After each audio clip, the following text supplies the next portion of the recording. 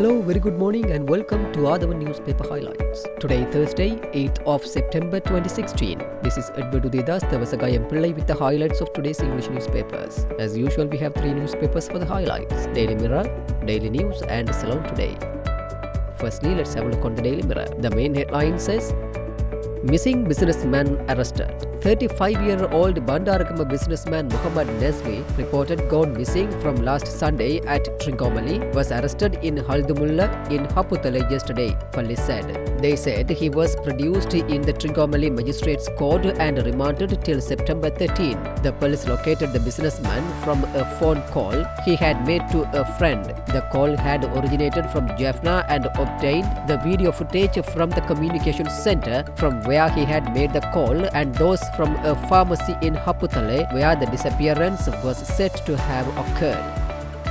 LG polls likely to be held in February 2017. The much anticipated local government polls will be held in February next year, provided the delimitation committee submits its final report to the local government and provincial council ministry at least by October, Subject Minister Faisal Mustafa said yesterday.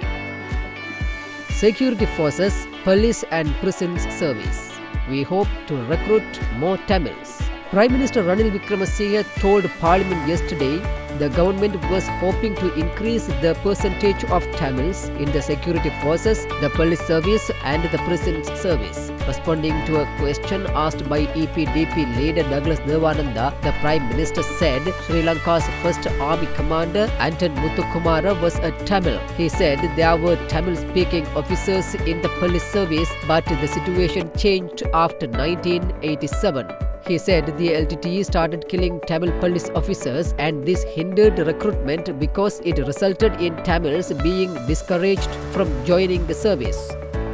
Fake Facebook IGP arrested. A man who had deceived several women by impersonating Police Chief Pujith Jayasundara on Facebook was arrested on Monday by the CID. The suspect, a Sri Lankan living in New Zealand, was arrested at the Bandaranayake International Airport when he arrived in the country. The CID launched investigations after a woman from Kandy complained to the police against the suspect. The suspect was produced before the Colombo Chief Magistrate on Tuesday on charges of impersonation and remanded till September 8. Secondly, let's move to Daily News. Irregularities in call tenders. Batakoda fires strong missive at CEB chairman. CEB's lack of initiative resulted in enormous losses. Secretary to the Ministry of Power and Renewable Energy, Dr. B.M.S. Batakoda has written a strong letter to the Ceylon Electricity Board Chairman Anura Vijaypala on a number of irregularities and lawlessness that have continued to dog the tenders awarded to suppliers of coal to the Lak Vijira coal power plant. Committee rules. Inquest on Venerable Sobita's death not necessary.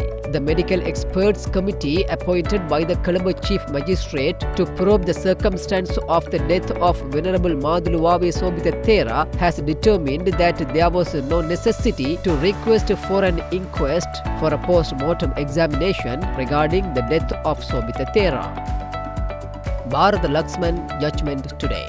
The judgment over case filed against 13 accused, including former UPFA parliamentarian Duminda Silva, for committing the murder of 4 persons, including former MB Bharat Laxman Premachandra, will be delivered today.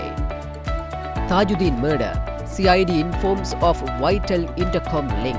The Criminal Investigations Department conducting investigations into the murder of former rugby player Wasim Tajuddin yesterday informed Colombo Additional Magistrate Nishant Piris that investigations have revealed that there was an intercom telephone network operating from the Presidential Secretariat to connect Carlton House in Tangol. Deputy Solicitor General Dilan Ratnayake said police were conducting a comprehensive investigation in this regard. At previous occasion, the CID informed court that the telephone records on calls made from the Presidential Secretariat to the then Narayanpeta OAC Damian Pereira on the day of Tajuddin's death took place are currently being investigated by the CID. Finally, let's move to Ceylon Today. Dubbing women on Facebook. Fake IGP nabbed.